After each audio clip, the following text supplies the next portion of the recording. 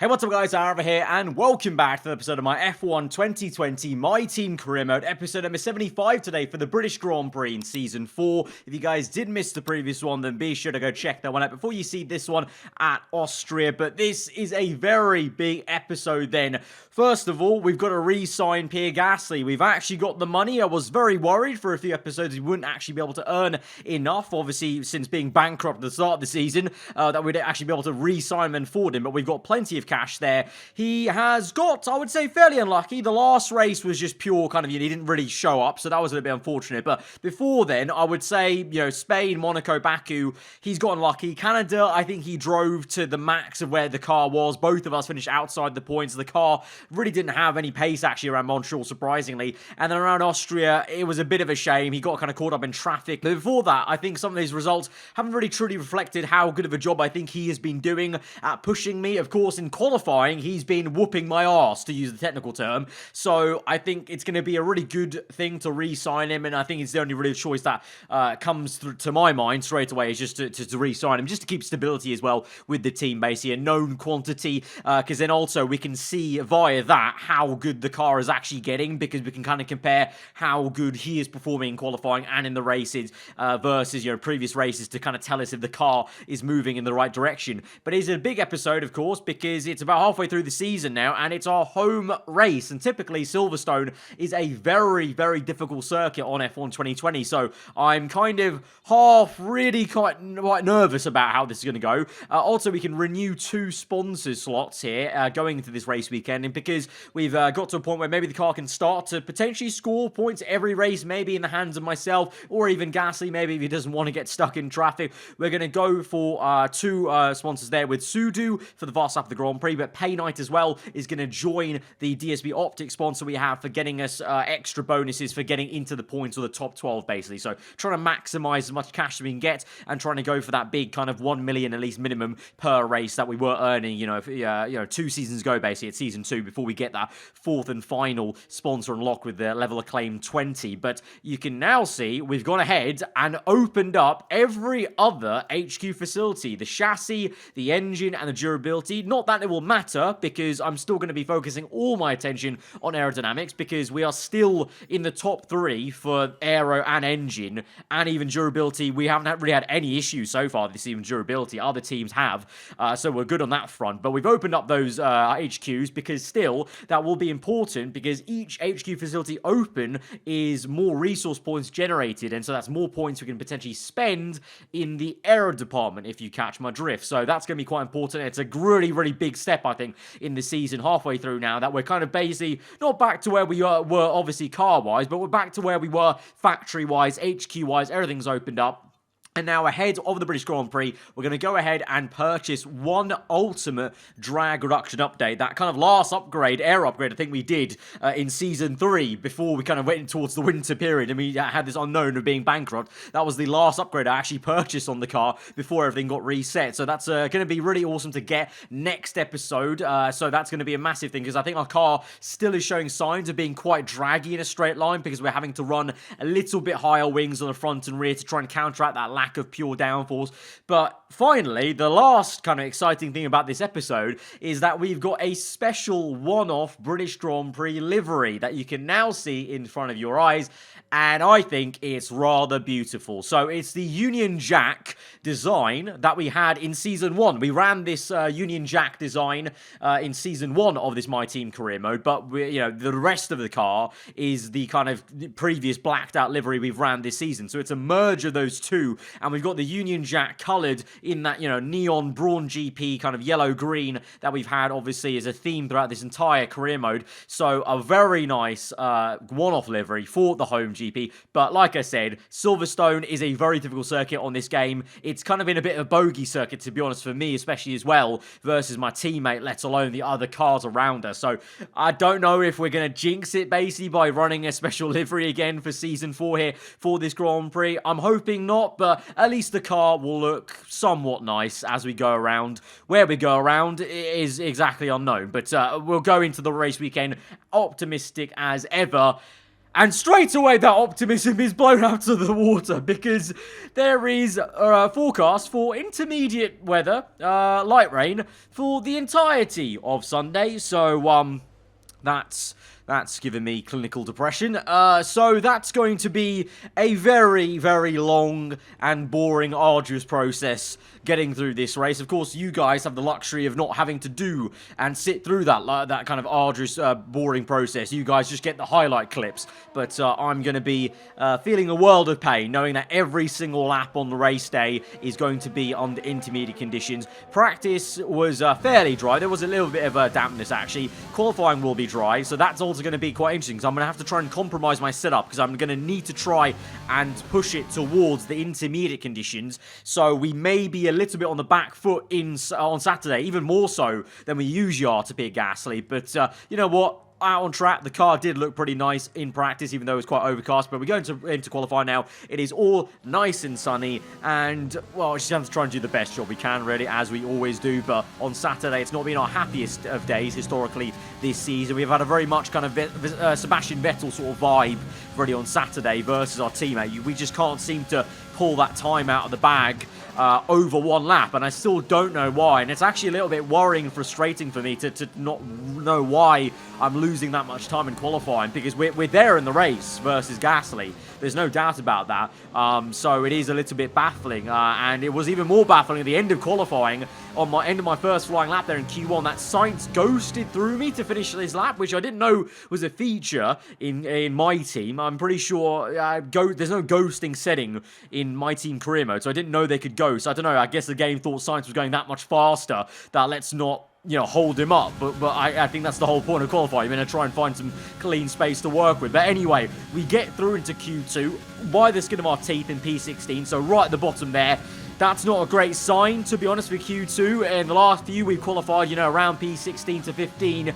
And if we're doing that in Q1, I don't know. There's not much hope that we're going to go any better, maybe. And that first run really wasn't that great for me, to be honest, in Q2. We're definitely going to have to go again. We do have, obviously, one free set to use, because we got through into Q2 with one set of soft tyres. So we do have a second fresh set to use. And through this one corner alone, even though I drifted through opposite lock, I actually gained time there. And that's the one corner historically in all 4 seasons I've lost time to with the AI through that corner. I just can't seem to get on the power as early as them. And drifting through that corner was quicker for me for some reason. Very, very odd. But as we go through to the end of the lap, we've almost gained about 3.5 tenths here. So quite a bit of time here. So this might be decent for us across the line. I was quite happy with that. 3.5 tenths is a lot of time to find. Alas, it's only P15. So, and Pierre Gasly has got through into Q3. For the first time this season, our team and car has got through into the top 10 shootout at one of the most difficult circuits on the entire calendar, our home race. And the Frenchman, Pierre Gasly, has got through into Q3, and I'm down here in P15. It really is a sorry sight. Yeah, I just don't know. I just don't know where the pace is going. He's gone so much quicker than us. I don't know where is he pulling this time from.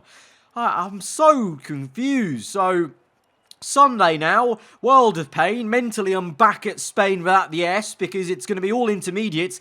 And historically, on the F1 game, in the last few games, you know, those are not my favoured conditions. So I'm not actually looking forward to this race, very much so. And even more so because Gasly from Q3 might well actually score quite well whilst I'm battling for, I don't know, whilst I'm battling for, I don't know, P14 and 13, maybe. You never know with intermediate conditions. We could literally not move from our grid slot. It's that bad of a situation, maybe. So, let's see. Let's hope not. And let's go to Sunday with a little bit of optimism. But I can't lie, I've looked forward to races a little bit more than I have done now.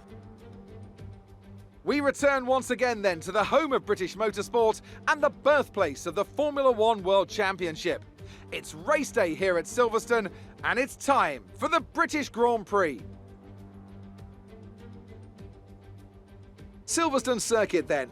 It's 3.6 miles long and has a total of 18 corners. And of course, is no stranger to the rain. There won't be any DRS available in these conditions, but the Wellington and Hangar straights are still good opportunities to tuck into the slipstream and make a pass. Anthony Davidson is here once again for today's Grand Prix. Why don't we start by talking about Carlos Sainz? That was a great win in the last race. Can they keep that momentum going this weekend? It's always nice to come into a Grand Prix weekend on a high, but your expectations are based much more on your practice and qualifying runs. So it's the momentum from those sessions that they'll be hoping to carry into the race today. It's time to take a look at our starting grid for today's race. Max Verstappen put in a fantastic lap yesterday, and he starts from pole position. A very happy Carlos Sainz will start second. Looking down the rest of the grid, we have Norris, Ricciardo, Sergio Perez, and Ocon, Gasly, Bottas, Hamilton, and Alexander Albon, Leclerc, Stroll, the owner driver, and Giovinazzi, De Vries, Kvyat, Nicholas Latifi, and George Russell, Aitken, Schumacher, Magnussen, and Nobuharu Matsushita. Which of these talented drivers will come out on top today? So this really is going to be quite a long day for us here on Sunday. Of course, you guys will just get the highlights, really. So it kind of depends on how this race goes and how long the rest of this video basically is for me. But it's going to be intermediate all race long, 2 sets. So we'll be making a pit stop in the middle of this thing for a fresh set of inters. So there is a slight bit of strategy play there. If we can maybe make a bit of an earlier stop, maybe depending on where we are. If we're near cars and we want to try and jump them, it could be worthwhile pitting 1 lap earlier or even 2 laps earlier just to try to get that fresh kind of rubber effect on that second stint, even if it means at the very end of the race then we're really feeling some pain. But that's the really only kind of strategy and kind of hope I have of jumping cars that way. It's more just about the pure performance out there in these conditions, and I have no clue because practice was all dry pretty much, a little bit of dampness, and then obviously quali was bone dry. So it really is, it's a stab into the unknown, and our teammate Gasly is way up in P7, I think it was, on the grid. So he's in my lucky number P7. Let's see if that can be good luck for him. But for us, this race really does now feel like Sebastian Vettel v Leclerc sort of vibes here, because I'm down here and Gasly's made it up into the top 10. So I've got all the work to do, and let's hope, unlike Vettel this year, I can find a way forwards from the get-go. So here we are then, it's the home Grand Prix at Silverstone. It's very wet as we go to 5 red lights, and we're underway for the British Grand Prix. The second half of the season is underway, and it's a pretty decent start for us there as we go around the outside of Leclerc into turn 1. Have to take it easy though, and we let off the throttle. It's very fine. We're making a bit of contact with Leclerc, but now side by side into Village, making a bit of a move, but Leclerc boxes us in with Albon, and we're boxed in behind him. We go to the inside now. We're now 3 abreast because Leclerc, I think, is on the other side of Albon here. We're drifting through the corner, and look at Leclerc go. It's a great start there for the Ferrari man. He's sailed around the outside, found so much grip, unlike myself, and we've lost the place to Albon when we tried to gain it behind us. We've got Stroll defending against Giovinazzi, so the 2 Ferraris seem to be favouring these conditions. Of course, they've still got plenty of good aero and chassis work. You know, the only thing that got nerfed recently with the FIA illegal settlement was the engine, so in theory they should be actually pretty good in these conditions, maybe Ferrari, so they'll be looking forwards. But what about us? What can we do? Lap number 1, looking at the back of Albon. I mean, we have gained positions, obviously. We're up to P12, so that's still positive, but you know, we did try to get Albon as best we could, but instead Leclerc's the one that got all the glory. But now here we go, dive bomb down the inside at Stowe, and we will get that. The car very punchy on the front end, actually surprising versus Albon at least, and also some good straight line speed there still for our car with the engine power. I think in these conditions I feel like the drag, kind of lack of drag reduction is probably less of a factor, I think, because, you know, there's a bit more emphasis on just the traction, the acceleration, where it's more about the chassis lightweightness. So hopefully that will actually be a little bit of a benefit to us. But in the lead then still of this Grand Prix is Carlos Sainz, the pole man. Then you got Max Verstappen in second place in the AlphaTauri. So Verstappen once again being a better number 2 driver for the Red Bull team than the actual number 2 driver at there, Daniel Ricciardo, because he's behind the championship leader Lando Norris in P3 and P4 respectively. Then you've got Sergio Perez, Esteban Ocon, Gasly still in that lofty P7, hanging on the back of Ocon, you know, on the back of a car that is currently leading the championship. But obviously not that specific car, but, you know, in the hands of Lando Norris is leading the championship. So I mean, I still don't get how Gasly's performing that well. I guess maybe, I don't know, morale boost from signing a new contract? I don't know, that's a mechanic in the game, but he's certainly picked up pace literally after he signed a new deal for us for the rest of the season, so good on him, but embarrassing me a little bit here at my own home race, like I said. Lap number 4 then, and we are closing up to Leclerc. You can see I'm actually getting quite close in the last sector, which is a pattern. I seem to be getting quite close in the first and last sector, but losing a bit of time in the second, and so the fact that I'm gaining time in sector 3 just puts me right on the back of the gearbox of Leclerc, but it's not enough to actually overtake him into this back straight into Stowe or the last chicane or whatnot. But lap number 10 then, so 6 laps have gone by now. We're still behind Leclerc and the 2 Mercedes cars, but Ocon is now out of the Grand Prix for the 2nd race in a row now. An engine failure for the Frenchman at Austria and also now here, so it's a bit of a calamity for McLaren. And look at that, Leclerc just brake checked me into that left-hander, so he's really starting to get on my nerves, I can't lie, because like I said, it's been 6 laps here and we've been sat behind the Ferrari man and the 2 Mercedes cars for the entirety of this first stint now, getting very, very annoyed at just being sat here and unable to really make any kind of headway and kind of, you know, worried that that's basically where we're going to be stuck at. Meanwhile, at the lead of this race, all still the same then, with Sainz in the way. Then you've got Verstappen, Lando Norris, Ricciardo, Perez, Gasly and No Man's Land doing a stellar job in P6 now. It is actually, because Ocon is obviously out the Grand Prix then, so madness. If he actually finishes in P6, that is a really, really solid way to announce yourself after the contract re-signing. But for us, we're here in P10. We're in points at least, thanks to obviously the overtaking we did on lap 1 and Ocon's engine failure. But now, lap 11, it's been now literally, may as well say 10 laps of being stuck here behind the Ferrari and the Merc of Hamilton at least. Well, I've got to the point now where I am pretty much now fed up of this, and I'm just going to try and send it and absolutely just try a big dive bomb when I can. Bit of an issue on the rear end. We control the car, but we're going to go for it from so far back. Catch Leclerc napping. Bit of contact made. We went neutral. We banged tyres. The front right to his front left tyre, and Leclerc tries to defend, but he's all out of shape then, the rear end, and we're past, and we're up into P9. It was a very aggressive move, I will admit, but the FI haven't said anything on that, and it was basically just tyre wall to tyre wall connection, so, I mean, that does happen in racing sometimes. It was a little bit of a rushed move there, especially after I lost the rear end through Stowe, but honestly, I got to that point where I was going to either be sat behind Leclerc for the remaining, you know, what, 14 laps of this Grand Prix, or I was just going to make the dive and just make the move either way. And so we've gone with that, and we're now going to pit in on that lap 2 laps earlier than our scheduled pit stop to try and ultimately get an undercut on maybe Hamilton on fresher intos. But this is the dive then. To be fair, Leclerc gives us a lot of room, and we don't really even connect to sidewall, really, to be honest. There's actually hardly any contact between myself and Leclerc, so it was actually a fairly cleaner move than I thought it was, maybe from the onboard of Leclerc. But we come in now on the end of lap number 12, for that one and only pit stop. It's 2 laps earlier, like I said, than our scheduled one, because I want to try and get some sort of undercut on Hamilton, because Hamilton seems, again, slow compared to Bottas, so I think even if we're going to maybe compromise our tyre wear at the end of the race, I'd rather try my best to get track position on Hamilton at least, and at least get that done. But what I found going into the pits then was, obviously the pit lane is enough time to kind of check your heads-up display and whatnot, and that is a fantastic camera angle, F1 2020, beautiful scenes of an empty pit box whilst we make our pit stop. But we come in then, a new set of intermediates, but what I was going to say is, in the pit lane, I was checking my heads-up display, and I've only just noticed now in the pits that even though it looked like there was hardly any contact really with Leclerc, from his onboard at least, we've actually got a little bit of damage. There's a little bit of damage on the front wing. So the front right of our front wing is lime green, which means it's not a disaster. There's a little bit of understeer though now. Every single left-hander and right-hander as well, but generally most of the left-handers is a little bit of understeer kicking in, and that may get worse if I knock that wing any more or go over too many curves maybe on the right-hand side. So we need to be careful of that.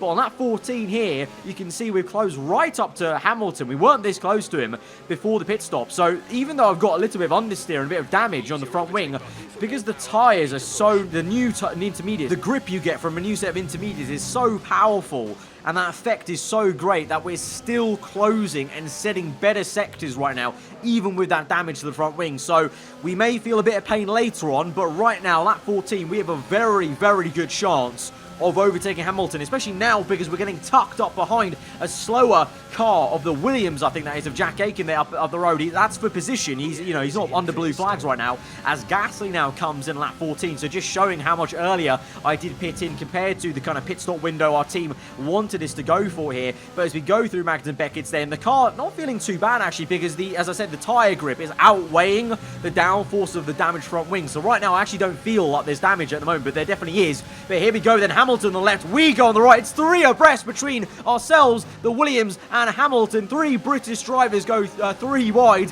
at the British Grand Prix. Love to see it, really, but we get the move done, and we're past Hamilton. And now it's a question of where are we going to stack up versus Valtteri Bottas, maybe, because he's also going to be in on this lap. We've set a personal best lap time, on lap 15 through turn 1. There is Bottas up the road, and you can actually maybe see visually a bit of understeer kicking in there through turn 1. But Bottas is now 2.6 seconds up the road. The sun is coming out a little bit. It won't mean anything because it definitely is going to be raining this entire race, but it might mean the track is a little bit less damp at the end of the race. And so even though we're in inters, maybe it's going to be a bit of an easier time for me to drive because there's less standing water, just generally less friction, with the kind of water in the tyres as we go through each corner. So pushing hard, very, very hard on lap 21 now. So quite a few laps later, but you can see we're setting green lap times. We're 1.3 now behind Bottas, so we are catching him slowly and slowly, reeling him in, pushing to the max as you saw there as we caught the car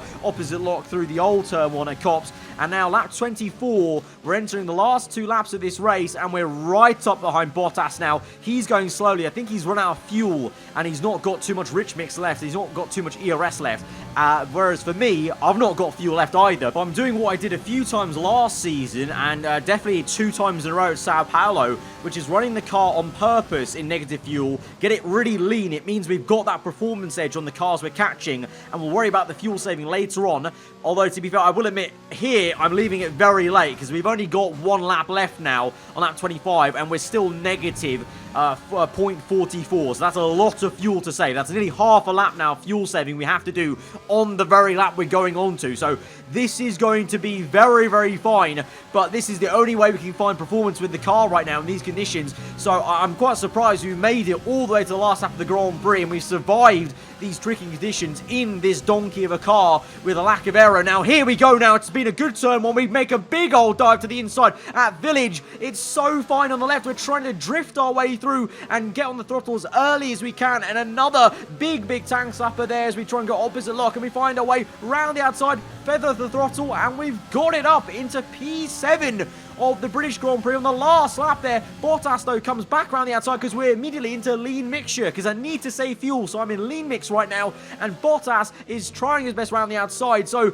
this is now a defensive job and a half. Can I now, we've got half a lap left, can I somehow save minus 0.3 of fuel and still stay ahead of what is a very quick Mercedes car compared to us in lean mixture as he goes to the inside of Copse, and it's so close. It's a great battle on the last lap, and we somehow managed to stay ahead in P7 for now, but we go into Magnus Beckett's. Carlos Sainz has won this Grand Prix, dominated it from the pole to the lead, but look how slow we are because we're trying to lift and coast through this, so much so that we backed Bottas up into Hamilton and Leclerc, and as we go down this last straight towards Stowe, Bottas with the move on the left, he can't quite do it for some reason there. We're using all the ERS we've got, but it's happened. We've run out of fuel. We're in low fuel mode. The engine goes slow, and Bottas can't overtake us though. We've got yellow flags. The yellow flags are saving us, and they can't overtake us. And oh my!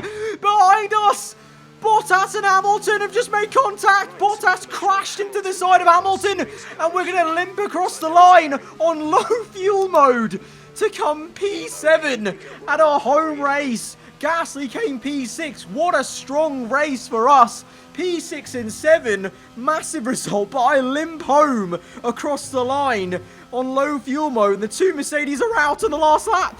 So another fantastic victory for Red Bull today. Talk to me, Ant. What was it that set them apart from the competition today? Rain always has the potential to liven up a race and mix up the order, and they've taken full advantage of that to claim the victory today. It's always a bit of a lottery when the conditions are like this, but they've managed to stay on circuit and have come out on top. The drivers are en route to the podium as we speak. What a fantastic win for the Red Bull team. They performed exceptionally today, keeping us firmly on the edge of our seats throughout the entirety of the race. Congratulations to everyone at the team.